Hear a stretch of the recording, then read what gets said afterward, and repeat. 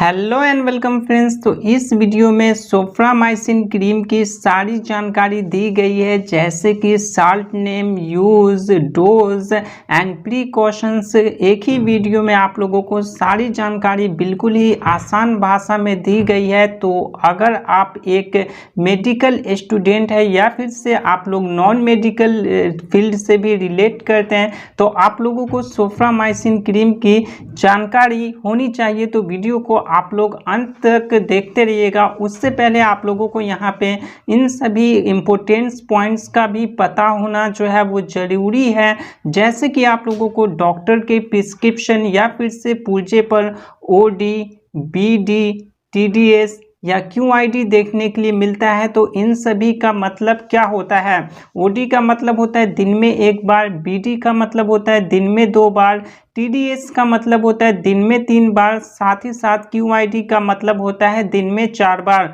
दोस्तों यहाँ पे डॉक्टर के प्रिस्क्रिप्शन पे इस प्रकार का सैंबल आप लोगों को देखने के लिए मिलता है। तो उससे आप लोग समझ जाना कि यहाँ पे हमें ड्रग जो है, मेडिसिन जो है वो पूरे दिन में कितना बार लेना है। बाकी आपने यहाँ पे मेडिसिन के पैकेजिंग पे देखा होगा आईपी, बीपी, यूएसपी, ठीक है। तो इन सभी का मतलब क्या होता है? तो आईपी का मतलब होता है इंडियन फार्माकोपिया, बीपी का मतलब होता है ब्रिटिश फार्माकोपिया, साथ ही साथ यूएसपी का मतलब होता है यूनाइटेड स्टेट फार्माकोपिया।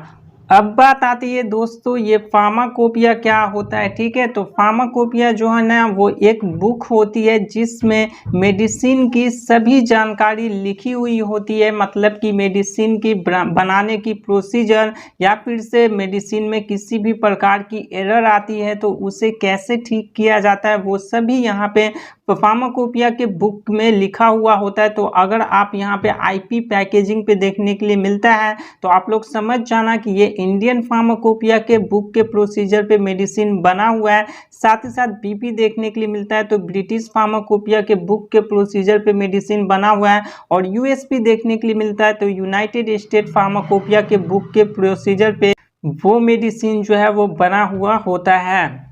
चलिए जानते हैं अब हम सोफ्रामाइसिन क्रीम के बारे में। तो मार्केट में ये सोफ्रामाइसिन नाम से आता है, सनोफी ब्रांड नेम के साथ ये आता है। और इसके साल्ट नेम के बारे में बात करें तो फेरामाइसिन इसका साल्ट नेम होता है, जो कि एमिनोग्लाइकोसाइड एंटीबायोटिक ये होता है, ठीक है दोस्तों। अब हम जानते हैं इसके इस्तेमाल के बारे में। इसका उपयोग जो है वो किन चीज़ों में किया जाता है? तो बैक्टीरियल स्किन इन्फेक्शन में इसका इस्तेमाल किया जाता है। माइनर बर्न्स, मतलब कि छोटे मोटे जल गए हैं बॉडी के किसी भी स्थान पर, तो उसमें इसका इस्तेमाल किया जाता है। माइनर वुंड्स में इस्तेमाल करते हैं। यहाँ पे छोटे मोटे घाव हो रखे, चाहे वो पुराने घाव हो या नए घाव हो, तो उसमें इसका इस्तेमाल किया जाता है। और साथ ही साथ अल्सर में भी जो है वो सोफ्रामाइसिन क्रीम का हम लोग इस्तेमाल करते हैं। आगे जानते हैं हम इसके डोज के बारे में कि कितना डोज लिया जाता है। तो दोस्तों इसे जो है ना वो दिन में 3 बार हम लेते हैं। और बेसिकली मैं आप लोगों को बताना चाहूँगा कि इसे एक्सटर्नली अप्लाई किया जाता है, यानी कि स्किन के ऊपर अप्लाई किया जाता है। और यहाँ पे दिन में जो 3 बार हमें लेना है ना, वो हर 3 आवर के गैप में हमें इस क्रीम का जो है वो इस्तेमाल करना है, ठीक है।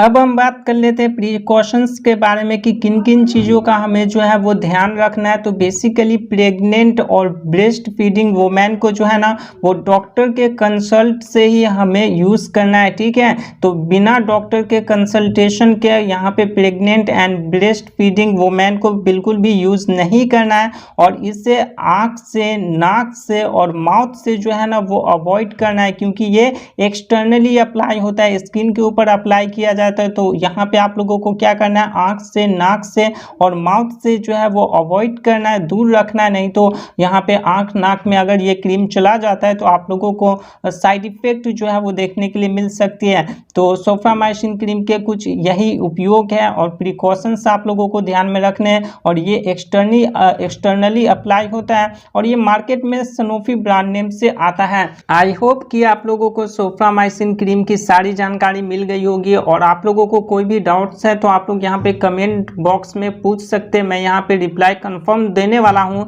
साथ ही साथ आप लोगों को कोई और टॉपिक पे वीडियो चाहिए तो वो भी आप लोग कमेंट कर सकते हो। बाकी वीडियो में कुछ भी अच्छा लगा हो तो लाइक, शेयर एंड सब्सक्राइब जरूर कर लेना। तो मिलते हैं एक नई वीडियो में, तब तक के लिए अलविदा।